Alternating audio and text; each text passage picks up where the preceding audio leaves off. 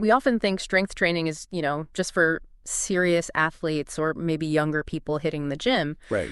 But what if building muscle, getting stronger, is actually fundamental for a healthy life, like at any age? That's exactly it. And that's what we're really digging into today. We've got some great sources lined up. Yeah. We have Dr. Serdar Ramvishnoi's Lifelong Strength Training for Every Age, which is quite insightful, and also the Lifelines podcast episode on this very topic, strength training at any age. That was brought to you by Supreme Medic Consultancy. Okay, great. So our mission here is pretty straightforward, really. We want to understand why strength training is so vital across our whole lives, and crucially figure out how anyone listening can start doing it safely, effectively. Absolutely, making it practical. Exactly.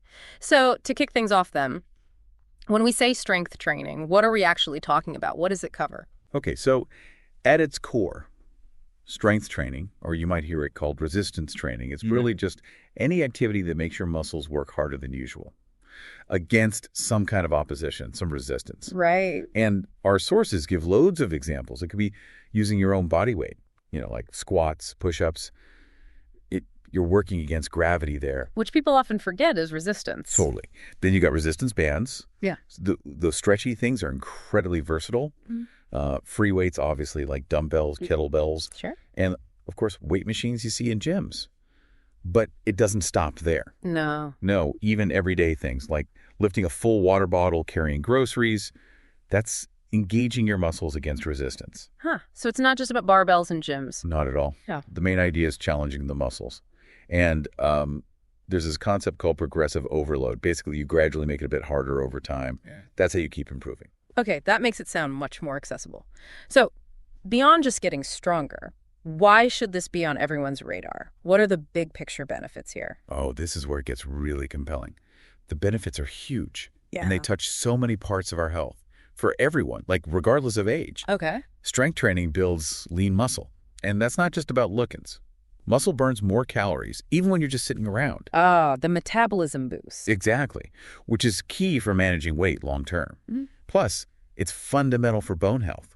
It seriously strengthens bones and lowers the risk of osteoporosis. That's massive, especially as we age. Huge. Think of it like investing in your skeleton, reducing the chance of fractures later. It helps you stay active for longer. Makes perfect sense. Thinking about independence down the line. Precisely. And tied into that, it improves your balance and coordination. Super important for preventing falls. Yeah. It also helps keep your joints healthy and flexible. And, get this, it can lower the risk of chronic diseases like type 2 diabetes and heart disease. Wow. Okay, so physical benefits are clear.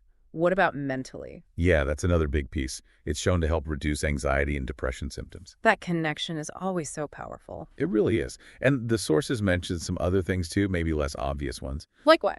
Well, think about the confidence boost. Feeling physically capable, strong.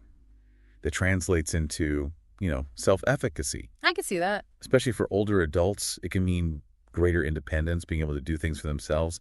Plus, it fights that natural muscle loss that happens as we age. Sarcopenia, right. That's the one.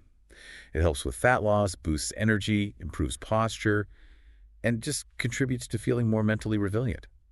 The Lifelines podcast mentioned this sense of power you get. A sense of power. I like that. Yeah, both mental and physical. Like every time you lift something you couldn't before or do an extra rep, it builds something inside, That idea of physical challenge, building mental strength, is really appealing.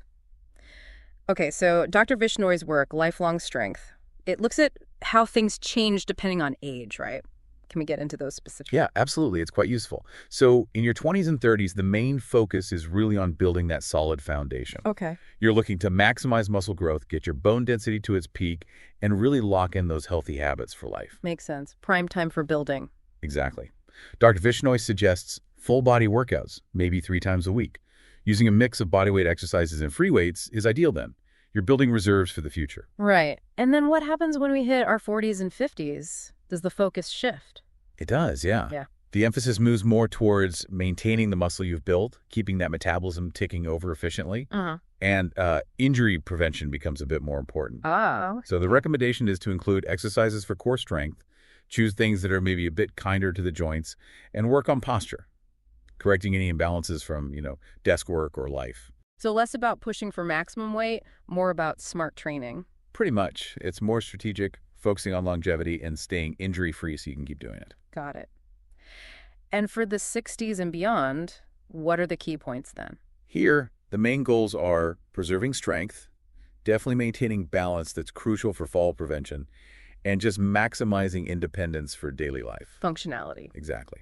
So maybe using lighter weights or resistance bands are great here, focusing on slow, controlled movements. Safety, mobility, consistency, they become the top priorities, maybe more so than pure intensity. So the goal is really to keep doing everyday things easily. That's it. Feeling confident in your movements. It's really good to hear that it's genuinely never too late to start seeing benefits, even if the goals change. Absolutely. Both sources really stress that point. Starting earlier gives you more long-term benefits, sure, but you can make significant improvements whenever you begin. And what about people with existing conditions like arthritis or diabetes? That's important too. The message is clear. Even with conditions like arthritis, diabetes, high blood pressure, strength training can often be beneficial. But obviously, with the right guidance and maybe some modifications. So getting advice is key there. Definitely. It needs to be tailored to the individual. Okay. Let's circle back to accessibility. You mentioned not needing a fancy gym. What are some really practical things that count as strength training at home? Yeah, the Lifelines podcast had some great, simple examples. Basic bodyweight stuff like push-ups. And you can modify those, right? Do them against a wall if a floor push-up is too much right now. Good point. Squats, lunges, all super effective. Resistance bands, again, cheap, portable, brilliant. Yeah, those are handy. Dumbbells if you have them, sure. Yeah. But also just using water bottles, bags of rice, canned goods. Get creative. Kitchen workouts. Why not? And they also mentioned functional movements, just, lifting heavy shopping bags, climbing stairs. That is strength building in daily life. Right, being mindful of it. And they said even doing it just a couple of times a week makes a difference. Yeah, absolutely. 2 sessions a week.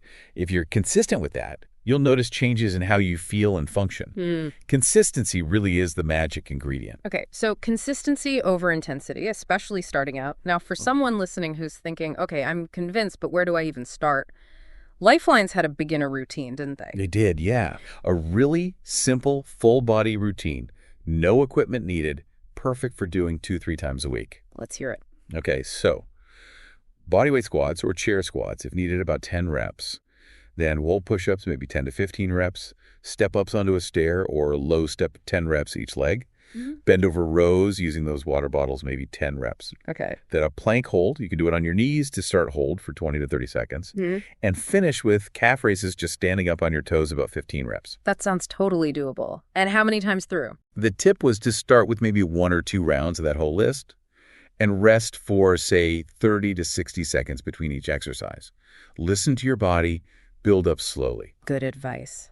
Okay, safety first, always. What are the really crucial safety tips people need to keep in mind? Super important. Both sources hit on this. Always, always warm up first. Just 5 minutes, light walking, arm circles, something to get the blood flowing. Right. Focus on form. How you do the exercise is way more important than how much weight you lift or how fast you go. Yeah. Bad form is how you get hurt. So quality over quantity. Absolutely. Start light with the resistance, whatever you're using. You could always add more later as you get stronger. Breathe properly, generally. Exhale on the effort, like when you lift or push, and inhale as you lower or return. Okay, breathing is key. Using a mirror can help check your posture, or ideally having someone qualified watch you, at least initially. Good idea. And definitely, if you have any health conditions, talk to your doctor first. See if there are any specific things you need to watch out for. Rest is also crucial. Give your muscles time to recover. At least a day between strength workouts for the same muscle groups. And remember, strength training is part of a bigger picture. Combine it with stretching, cardio. A balanced approach. Exactly. And if you're just not sure about an exercise, ask. Get help from a fitness pro or a physio. Don't guess. Sound advice. Start smart, listen to your body. Now, we touched on the mental side, but the Lifelines podcast really emphasized those benefits too, right? Oh, absolutely. Beyond the physical stuff, they talked about improved focus, better mental clarity, and as you get stronger physically, it really builds self-belief, confidence. Yeah, I can imagine that. It helps with stress resilience too. And like we said, that sense of independence, especially for older adults, is just huge. There's this real feeling of empowerment, overcoming a physical challenge. It builds inner strength, not just outer strength. That's a great way to put it, inner strength. And Yeah. they shared a story to illustrate this. They did, yeah. Shanti Gavi, this 67-year-old woman from Delhi, really inspiring. She started doing light strength work because of knee pain. Okay. And after about 6 months, just consistently doing it, her posture improved, climbing stairs got easier, and she just said she felt strong again, capable. Wow. It just shows how powerful those small, consistent steps can be. It doesn't have to be dramatic. That's such a hopeful story. Really brings it home. And just quickly, for context, tell us a bit more about Supreme Medic, the people behind that Lifelines podcast. Sure. So Supreme Medic Consultancy, PVT Ltd., they're essentially a healthcare consultancy. They work with businesses and investors in the healthcare field. Yeah, they do things like hospital planning, design, help with recruiting staff, getting medical equipment, and even assist with things like NABH accreditation, which is about quality standards for hospitals in India. Interesting. So they're involved in the infrastructure of healthcare, but also promoting preventative health like this. Exactly. It's a nice link. Okay, so wrapping this up, the big takeaway seems clear. Strength training isn't some exclusive club. Not at all. It's really fundamental for health, for vitality, no matter your age. And it is never, ever too late to start getting those benefits. Spot on. And it's that consistent effort, maybe even with simple stuff like bodyweight exercises, that makes the real difference long term. Not necessarily lifting the heaviest weights. Right. Consistency is king. Your future self will thank you, as they say. Definitely. Be gift to your future self. So here's something to think about as we finish. What's just one small bodyweight exercise? Maybe it's doing a few squats while the kettle boils, or some wall push-ups during a TV ad break that you could realistically add to your day, starting today. And just mull over how building that little bit of physical strength might actually ripple outwards, how it might affect your energy, your mood, maybe even just your confidence moving through the world.